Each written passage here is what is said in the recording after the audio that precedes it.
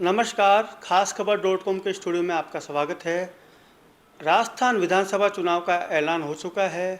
भाजपा और कांग्रेस भी अपने प्रत्याशी उतारने जा रही है। भाजपा की पहली लिस्ट आ चुकी है, लेकिन इस बीच राष्ट्रीय व्यापारी पार्टी ने भी अपने प्रत्याशी उतारने का ऐलान कर दिया है। हमारे साथ मौजूद है राष्ट्रीय व्यापारी पार्टी के प्रदेश अध्यक्ष किशोर टाक जी। उनसे जानेंगे कि राजस्थान विधानसभा चुनाव में उनकी क्या तैयारी है, क्या उनका घोषणा पत्र है, कितनी सीटों पे वो प्रत्याशी उतारने जा रहे हैं। राष्ट्रीय व्यापारी पार्टी का उद्देश्य यह है कि ये व्यापारियों द्वारा बनाई गई पार्टी है और व्यापारी कभी भी राजनीति में नहीं आना चाहता। व्यापारी चाहता है कि हम शांति से अपना व्यापार करें और जो रीजनेबल टैक्स है वो सरकार को हम दें। इसमें किसी व्यापारी को कहीं कोई दिक्कत नहीं है। लेकिन पिछले 75 सालों से ये देखा गया है कि जो भी सरकार आई है देश के अंदर, उसने इन व्यापारियों का शोषण किया है और सिर्फ इन्हें एक खजाना भरने की मशीन के अलावा कुछ भी नहीं समझा। जितने भी व्यापारी हैं आज, चाहे थड़ी वाला हो, चाहे दुकान वाला हो, चाहे मॉल के अंदर हो, चाहे फैक्ट्री वाला हो, इन लोगों से सबसे इन सरकारों ने देना तो कुछ भी नहीं है साहब, इनसे सिर्फ लिया ही लिया है। और हर महीने ये बेचारे पैसा देते हैं और सरकार का करोड़ों का खजाना भर रहे हैं, उससे सरकारें चल रही हैं। ये लोग अरबों रुपए की रेवड़ियाँ बांट रहे हैं, लेकिन छोटे व्यापारी को, मझले व्यापारी को, रेडी वाले को आप मुझे बता दीजिए पिछले 75 साल में इन्हें किसी भी राजनीतिक पार्टी ने 75 रुपये भी नहीं दिए इनको। तो ये राष्ट्रीय व्यापारी पार्टी बनी है, तो राजस्थान विधानसभा चुनाव में क्या सभी सीटों पर चुनाव लड़ेगी? कितने प्रत्याशी उतारेगी? राष्ट्रीय व्यापारी पार्टी राजस्थान के 200 विधानसभा चुनावों में कोशिश करके सभी विधानसभा चुनावों में हम हमारे प्रतिनिधि उतारेंगे। और हमारा टारगेट ये है कि हमने 20-22 चीज़ें जो है हमारे जो घोषणा पत्र है उसके अंदर हमने घोषित की है। और उसका आप असर देखिए कि जो बीजेपी और कांग्रेस के बड़े नेता और इनके जो अध्यक्ष हैं, कल जयपुर के अंदर राजा पार्क के मार्केट में वो एक एक दुकान पे जा रहे हैं और उनसे समस्याएं पूछ रहे हैं। क्योंकि हमारा जो घोषणा पत्र है वो इतना ज़मीनी, इतना व्यवहारिक है कि अगर इन्होंने हमारे को इन्वॉल्व नहीं किया, व्यापारियों की अब तक जो 75 सालों से ये अवहेलना कर रहे थे, हम मिलने जाते हैं इनके पास समय नहीं होता, हम हमारी कोई समस्या का ज्ञापन देते हैं तो ये हमें सुनते नहीं हैं। अब हमने ये सोच लिया कि हम तो हमारी समस्या का समाधान, एक पंजाब में कहावत है ना था, खुद ना मरिए मोक्ष ना पाइए। तो व्यापारियों ने सोच लिया कि हम हमारे खुद के ही प्रतिनिधि खड़े करेंगे, हमारे वोट हम उनको देंगे, उनको जिताएंगे और हम हमारी समस्याओं का समाधान करेंगे। विधानसभाओं में हमारा खुद का जब तक प्रतिनिधि व्यापारी का नहीं होगा, हमारा भला नहीं हो सकता। हमारा काम सिर्फ ये नहीं है कि हम इनका खजाना भरते रहे और ये लाखों करोड़ों रुपए रेवड़ियाँ जो है बांटते रहे, हमें कुछ भी नहीं मिले। क्या आपने इससे पहले, राष्ट्रीय व्यापारी पार्टी बनाने से पहले, क्या व्यापारियों ने, चाहे कोई सी भी पार्टी हो, व्यापारियों के प्रतिनिधित्व की बात की कि हमें भी उचित प्रतिनिधित्व दिया जाए? कहते थक गए साहब। इनको जब भी आना होता है हमारे बाज़ारों में आ जाते हैं, माला पहन जाते हैं, स्वागत करवा लेते हैं, इशारा कर देते हैं भाई शॉल भी पहना देना नेताजी को, हम उनको शॉल भी पहना देते हैं, साफा पहना दो साफा पहना देते हैं। फिर जब हम काम लेके जाते हैं तो कुछ नहीं किया, अंगूठा दिखा देते हैं हमारे को। ऐसी नाराजगी क्यों? नाराजगी की वजह क्या है? किस तरह व्यापारियों का शोषण कोई सी भी राजनीतिक पार्टी हो वो कर रही है? सबसे बड़ा मैं आपको बता दूं कि ऑनलाइन से हमारा रिटेल, हमारा खुदरा जो बाज़ार है वो मरा पड़ा है, वो तबाह हो रहा है और ये इतने सालों से उसको तबाह होते देख रहे हैं।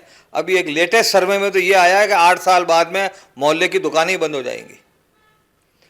चंद विदेशी कंपनियां जो ऑनलाइन करोड़ों का माल रोज का बेच रही है, उनसे इनको टैक्स भी मिल जाता है और ये खाली उन चंद जो बाहर की विदेशी कंपनियां हैं उनको ही जो है प्रोत्साहित कर रही है। उनके लिए ये ऐसे ऐसे नियम बना रही है कि वो आराम से जो है हमारे व्यापार को सत्यानाश कर सके।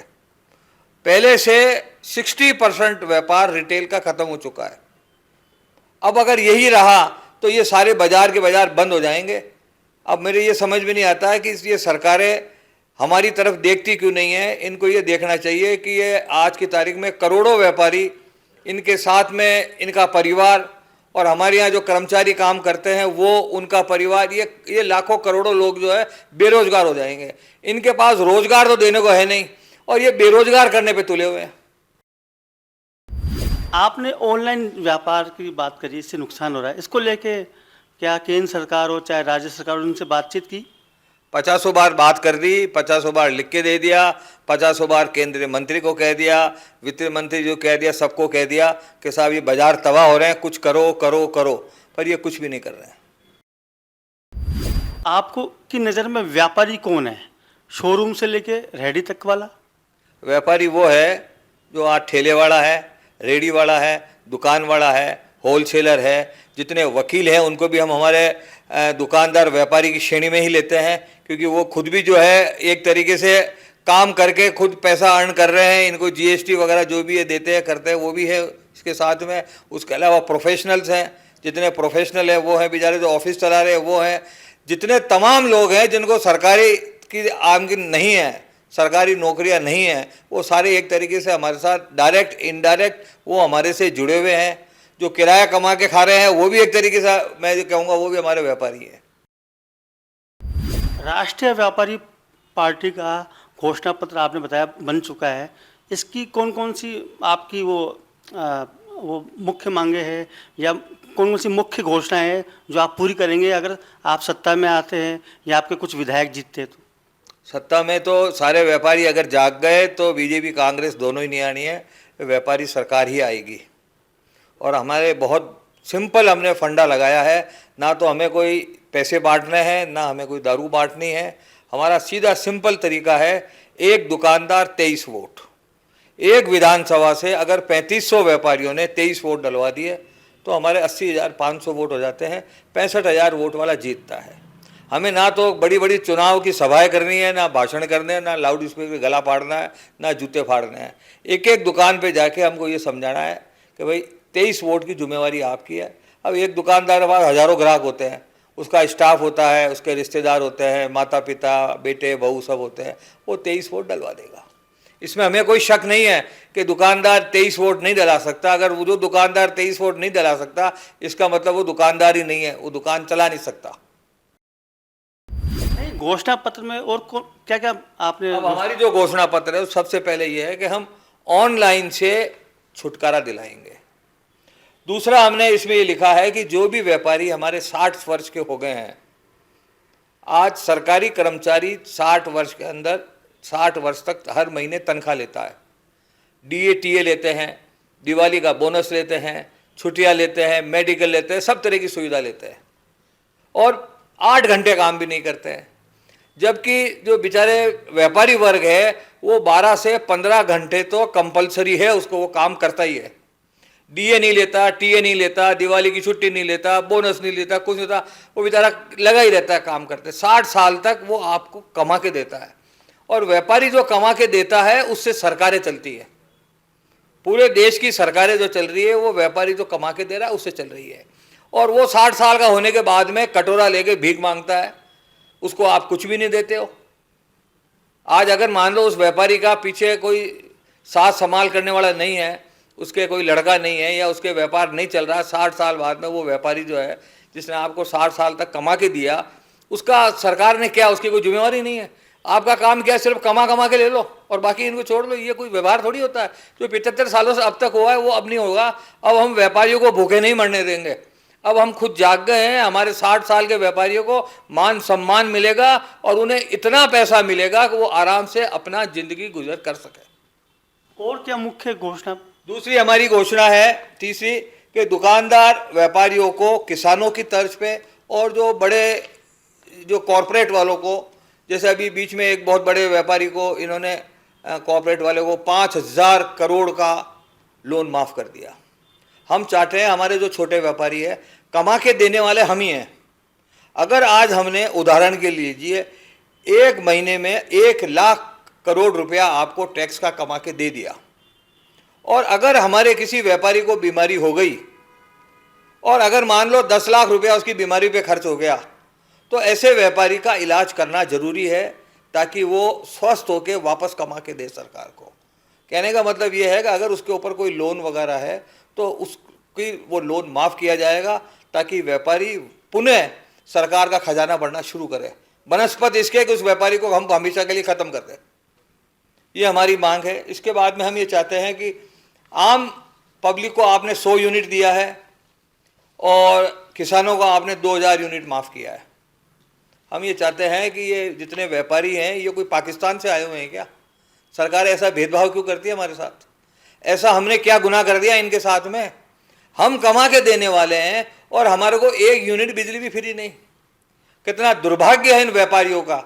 और ये जो व्यापारिक संगठन जो कुछ बोलते नहीं है, मैं तो उनको भी कहूँगा कि उनको कम से कम बोलना तो चाहिए कि आपको जो है 1 यूनिट भी नहीं मिल रहा फ्री। तो हम चाहते हैं कि अगर हमारी सरकार आ गई 2000 यूनिट बिजली हर व्यापारियों को फ्री मिलेगी।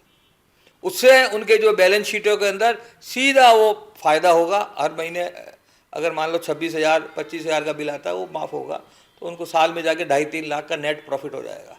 तो आप ये समझ लीजिएगा उनके बैलेंस शीट के अंदर ये एक बहुत बड़ा खर्चे का जो हेड है वही ख़त्म हो जाएगा।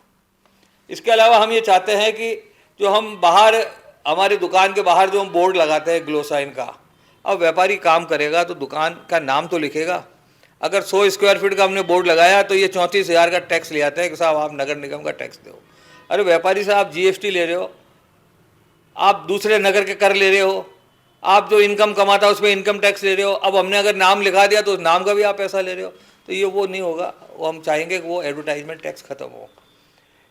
एक दुकान अगर कोई नहीं खरीदता है, व्यापारी प्रतिष्ठान खरीदता है, जिसके चालू होने के पहले दिन से ही सरकार को आय होती है।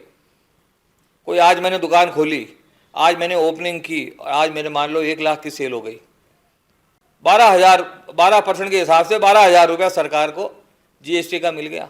और जब तक मैं मरूंगा नहीं तब तक मैं दुकान चलाऊंगा, और मैं मर गया तो मेरी औलाद भी नहीं चलाएगी। तो ऐसे जो है आपके जो आपको रोज कमा के देते हैं उनकी रजिस्ट्री का पैसा फ्री होगा, ताकि कम से कम सरकार की तरफ से यह तो सहयोग हो कि भाई अभी कुछ नहीं, आप ये चालू करो, रोज का हमको इनकम मिलेगी। अरे मुर्गी एक अगर आपको रोज सोने का अंडा देती है तो आप उस मुर्गी को मारने भी क्यों लगे हो? आपको चाहिए रोज एक सोने का अंडा ले। तो व्यापारी तो आपको कमा के देने वाला है, व्यापारी आपसे कुछ लेने वाला नहीं है। ये हमारी एक मांग है। इसके अलावा हम चाहते हैं सारे व्यापारियों को क्रेडिट कार्ड मिले, किसानों की तर्ज पे। हम इनको 5 लाख रुपए का क्रेडिट कार्ड देना चाहते हैं सबको, ताकि छोटी मोटी कोई ज़रूरत हो तो वो अपनी उससे पूरी कर ले।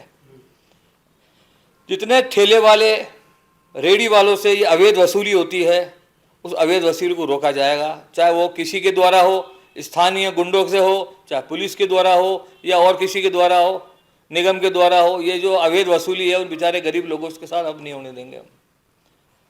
50,000 रुपये का हम हर व्यापारी को हवाई जहाज का यात्रा फ्री करना चाहते हैं। इसके पीछे लॉजिक हमारा क्या है? व्यापारी माल खरीदने जाता है। अब मैं मान लो आज बॉम्बे गया माल खरीदने, लोहा खरीद के लाया, एक ट्रक 20 लाख रुपए का है, उस पर 4,80,000 रुपया तो GST हो गया। अब मैंने कहा माल मेरा जब निकलेगा मिल से, जब मैं उसको पूरा 24,80,000 का भुगतान कर दूंगा, उसके बाद वो माल निकलेगा। मतलब सरकार को 4,80,000 का GST तो उसी वक्त मिल गया। अब वो ट्रक जयपुर चल के आएगा, अब पता नहीं ट्रक एक्सीडेंट होगा, पहुंचेगा नहीं पहुंचेगा, माल कब आएगा, कब बिकेगा नहीं बिकेगा, क्या होगा? सरकार को 4,80 तो मिल गए, 4,80,000। अगर सरकार ने उसमें 10,000 रुपये हवाई जहाज का आने जाने का दे भी दिया तो कोई बहुत बड़ी बात थोड़ी है। सरकार कमाई रही है उसके अलावा भी। फिर जो आप हवाई जहाज का टिकट दोगे उस पर भी GST कमाओगे। व्यापारी बेचारा होटल में जाके ठहरेगा, उसके बिल पे भी आप GST कमाओगे। तो व्यापारी को इतना सहयोग जब तक नहीं मिलेगा, देश की अगर हमें अर्थव्यवस्था सुधारनी है, बेरोजगारी कम करनी है, देश को आगे ले जाना है, तो आपको व्यापारियों को प्रोत्साहन देके व्यापार को बढ़ाना पड़ेगा, उनको आगे ले जाना पड़ेगा। तो मेरा सवाल ये है कि आपने जो घोषणा पत्र बनाया है, केंद्र सरकार हो चाहे राज्य सरकार हो, वो बड़ी बड़ी बातें करती है। जैसे आपने कहा 50,000 का लोन भी दे रही है, MSME उद्यमियों को 1 क्लिक पे 1 करोड़ का लोन देने की बात करती है। तो आपको केंद्र और राज्य सरकार की एक भी योजनाएं पसंद नहीं है राष्ट्रीय व्यापारी पार्टी को? कई योजना अच्छी हैं, लेकिन जब आप बैंकों में जाओगे तो ये क्या खाली घोषणा है, बैंक वाले देते ही नहीं लोन। ये तो कह रहे हैं बिना कोलेटरल सिक्योरिटी दे रहे हैं। अब आप मुझे व्यापारियों को पूछो जाके, इनके जो रिकॉर्ड बोल रहे हैं वो हमें उससे मतलब नहीं है। आप बेचारे मार्केट जाके व्यापारियों से पूछो कि भाई तुम्हें दिया क्या, वो बैंक वाले देते ही नहीं है। एक हमारी क्या मांग है साहब, आवासीय भूखंडों पर दुकानों को नियमित करना। अब मैंने आज 15 साल बाद में आके मेरी दुकान सीज कर देते हैं, जी ये आपने तो अनऑथराइज है, ये तो आपका रेजिडेंशियल एरिया में आपने दुकान बना रखी है। अब 15 साल से तुमने मुझे जीएसटी का सर्टिफिकेट दिया है, वो तुमने क्या सोच के दिया? फिर मैं माल बेच रहा हूँ तो तुम टैक्स भी कमा रहे हो उससे, दोनों सेंटर भी ले रही है, स्टेट भी ले रही है। फिर मैंने इनकम कमाई, उस पर आपने मेरे से इनकम टैक्स भी ले लिया। अब आप मुझे बोल रहे हो कि ये तो आप अनऑथराइज है सारा, तो इसका मतलब ये हुआ कि जब मैंने गलत काम किया उसमें सरकार मेरे साथ थी। आपने बिजली का मेरे को कनेक्शन दिया, उसमें भी आपने कॉमर्शियल रेट मेरे से चार्ज किए। तो ये कौन सी दोहरी नीति है कि आप 20 साल बाद में 15 साल बाद आके दुकान सीज कर दोगे? नहीं जी ये तो जो है रेजिडेंशियल एरिया है। आप देते ही नहीं शुरू से ही। आप काय को इनकम टैक्स लेते हो, काय को आप जीएसटी लेते हो? आप कह दो साहब ये अनऑथराइज है, हम गलत काम में व्यापारी का साथ नहीं देंगे। आप लेने में तो तैयार हो जाते हो कि भाई ठीक है आने दो पैसा, और उसके बाद दुकानदार की बेचारे की दुकान सीज कर देते हो। तो ये नहीं होने देंगे। अब ये कई ऐसी चीज़ें हैं इसके अंदर। अखबार बेचने वाले हॉकर्स का है, ये उतना ही नहीं सोचते उनके लिए कि सुबह 3 बजे हॉकर उठता है, वो बेचारा सर्दी गर्मी बरसात के अंदर आपको सेवाएं करता है। 4 बजे तो अखबार लेगा वो, 5 बजे तो आपके घर पर अखबार पहुंच जाता है। उनके लिए किसी भी राजनीतिक पार्टी ने कुछ भी नहीं किया। उनके लिए भी हम योजना लेके आए हैं। उनको बरसात में बरसाती मिले, सर्दी के कपड़े बेचारों को मिले, उनके पैसे कम लगे, क्योंकि एक अखबार में मेरे ₹1.25 उनको कमीशन मिलता है। तो उनके पेट्रोल के पैसे नहीं लगे, तो इसके लिए हम इलेक्ट्रिक जो है हम उनको स्कूटर हम दे दें तो उससे उनके पैसे बच जाएं। सुबह वो बेचारे आज सर्दी के अंदर ठिठुरते हुए अगर एक चाय और एक बिस्किट खा ले, वो पैसा उनके खाते में सीधा आप ₹500 डाल दो, तो वो बेचारे कम से कम उनको ये तो है कि जो हमारे को देश दुनिया से आदमी जोड़ता है उसके लिए हमने कुछ किया है। अब जयपुर में कुल 4000 तो है आपके हॉकर, कोई सोचता भी नहीं उनके बारे में। वो भी हम लोग को सोचते हैं क्योंकि उनकी तकलीफ हमारी तकलीफ है। आमतौर पे ये माना जाता है कि व्यापारी भाजपा की पार्टी मानी जाती है, व्यापारी वर्ग। तो क्या अब केंद्र में मोदी सरकार अब और बीजेपी सरकार राजस्थान में भी रही है, तो केंद्र सरकार भी आपकी सुनवाई नहीं कर रही व्यापारियों की? ये बहुत बड़ी गलतफहमी है। ये तो मुझे लगता है बीजेपी द्वारा ही फैलाई गई है। ये बहुत बड़ी गलतफहमी है कि व्यापारी जो है वो खाली बीजेपी को ही वोट देता है। अगर ऐसा होता तो कर्नाटक का रिजल्ट क्या होता, हिमाचल का क्या होता? ऐसी बात नहीं है। ये गलतफहमी है कि व्यापारी जो है सिर्फ बीजेपी को वोट देता है। राजस्थान के अंदर कांग्रेस की सरकार है, स्टेट के अंदर तो, और वहाँ 25 के 25 एमपी हमने बीजेपी की जिता के दिए। तो जनता अब समझदार है। ऐसा नहीं है कि वो जो है कोई ठप्पा लग गया कि बीजेपी का तो बीजेपी का। हाँ, अंधभक्त जो है, जो बीजेपी के कट्टर बीजेपी वाले वो बीजेपी को ही देंगे, कट्टर कांग्रेस वाले इनको देंगे। लेकिन व्यापारी वर्ग जो है वो ये देखेगा कि आप मेरे व्यापार को बढ़ाने में, मेरे परिवार को आगे बढ़ाने में, उनको सुविधाएं देने में आप क्या हो, आप क्या कर रहे हो। अगर आप उनकी तरफ नहीं देखोगे तो अब आप समझो ये व्यापारी वर्ग आपको वोट देने वाला नहीं है। बहुत ठग लिया आपने इनको। अब ये ज़्यादा ठगी में नहीं आएंगे और आपको वोट किसी कीमत पे नहीं देंगे। ये नाटो को वोट दे देंगे, लेकिन अब इनको नहीं देंगे जब तक कि इनके पास में कोई ठोस चीज़ नहीं होगी। इनको ये भरोसा खो चुके हैं, दोनों तीनों पार्टियां जो है ये भरोसा खो चुकी है व्यापारियों का। 75 साल से ज़्यादा क्या भरोसा करेगा। कभी हमने बीजेपी पे किया, कभी कांग्रेस पे किया, फिर बीजेपी पे किया, फिर कांग्रेस पे किया। अब व्यापारी वर्ग का जो है भरोसा उठ गया है। अब एक आखिरी सवाल मेरा, आपने राष्ट्रीय व्यापारी पार्टी बना रखी, क्या सभी व्यापार मंडल एकजुट है राजस्थान के? व्यापार मंडल और व्यापारी सारे एक हैं। व्यापारियों में जितनी एकता है वो किसी में भी नहीं है। ये कहने की बात है और दिखाने की बात है। व्यापारियों का ही हित है, व्यापारी ही जो है इसको जिताएंगे। और आप देखना जब परिणाम आते हैं तो ऐसे चौंकाने वाले परिणाम होंगे। व्यापारी बहुत शांति से, हम लोग साइलेंट वोटर है, हम लोग कहीं शोर शराबा एडवर्टाइजमेंट वगैरह कुछ भी नहीं करेंगे। एक दुकानदार 23 वोट, बस यही हमारा मूल मंत्र है। एक दुकानदार 23 वोट डलाएगा। 3500 दुकानदारों ने वोट डला दिया, हमारा उम्मीदवार जीत जाएगा। हमें और किसी से वोट मांगने की आवश्यकता नहीं है, हमारे परिवार में इतने वोट है कि हमारा आदमी जीत जाए। राष्ट्रीय व्यापारी पार्टी का कोई प्रत्याशी अगर बीजेपी कांग्रेस उतारती है तो आप उसे उतारने देंगे? अगर हमारे व्यापारी को बीजेपी टिकट देती है हम उसको जरूर जिताएंगे। अगर कांग्रेस टिकट देती है हम उसको जरूर जिताएंगे। हमारा जो टारगेट है वो यही है कि हमारा व्यापारी किसी तरह विधानसभा में पहुंचे। हमारे कोई ठेका नहीं लिया हुआ है कि जो है कोई एक ही ब्रांड हमने बेचना है। हमें तो ये है कि हमारा व्यापारी ब्रांड जो है वो विधानसभा में बोलना चाहिए। तो व्यापारी अगर बीजेपी की तरफ से लड़ता है हम उसका सपोर्ट करेंगे, कांग्रेस अगर टिकट देगी हम उसका सपोर्ट करेंगे, और दोनों ही नहीं देती है, हमको बाबा जी का ठुल्लू दिखाती है, तो हमें जरूरत ही नहीं है। हमारे पास हमारी खुद की राष्ट्रीय व्यापारी पार्टी है, हमारे खुद के ब्रांड से हम चुनाव लड़ेंगे। तो आप टिकट मांगेंगे दोनों पार्टियों को हाँ, दोनों पार्टियों को हमने कहा कि हमारे व्यापारियों को टिकट दो। हमारे व्यापारी रेगुलर टच में है, और अभी जो पहली लिस्ट जो आई है बीजेपी की उसमें तो व्यापारियों को कुछ मिला नहीं है। तो अब हम यही सोच रहे हैं कि अगर देंगे तो ठीक है, नहीं देंगे तो ठीक है, हम भी लड़ लेंगे, कोई दिक्कत नहीं है हमारे को। अगर व्यापारी खुद ही मैदान में उतर जाए तो उसका कितना असर होगा? आप उदाहरण के लिए जयपुर ले लीजिए साहब। जयपुर में अगर हमने सारी सीटों पे हमारे आदमी उतार दिए, आप मान के चलिए बीजेपी कांग्रेस का एक भी आदमी जीत के नहीं आएगा। अगर यहाँ की 8 सीटें हैं, जयपुर शहर की जितनी भी हैं वो सारी हम जीतेंगे, चाहे हवा महल हो, मालवीय नगर हो, किशनपोल हो, सांगानेर हो, आमेर हो, आपके झोटवाड़ा हो, एक भी सीट ये नहीं हो सकता कि हम नहीं जीते हैं। कारण क्या है कि जितने जीतने के लिए वोट चाहिए उतने वोट तो व्यापारी के अपने जेब में पड़े हैं, हमें किसी से मांगने की भी जरूरत नहीं है। हम प्रचार प्रसार पे ध्यान क्यों नहीं दे रहे हैं, क्यों अपना टाइम वेस्ट नहीं कर रहे हैं? हम व्यापारी आदमी है, दिवाली का सीजन है, हम हमारे धंधे पे लगे रहेंगे, हमारा व्यापार करेंगे। हमारा काम वोट देने का है।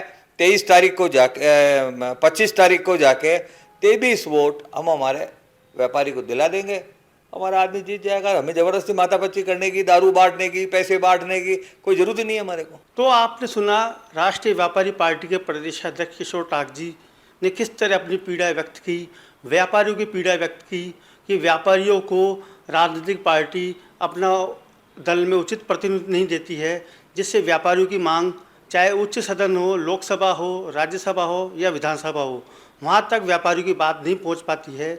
इसलिए राष्ट्रीय व्यापारी पार्टी ने इस बार पूरी तरह से राजस्थान विधानसभा चुनाव में ताल ठोकने का मन बना लिया है। कैमरामैन सुरेश ताने के साथ सत्येंद्र शुक्ला, खास खबर .com, जयपुर।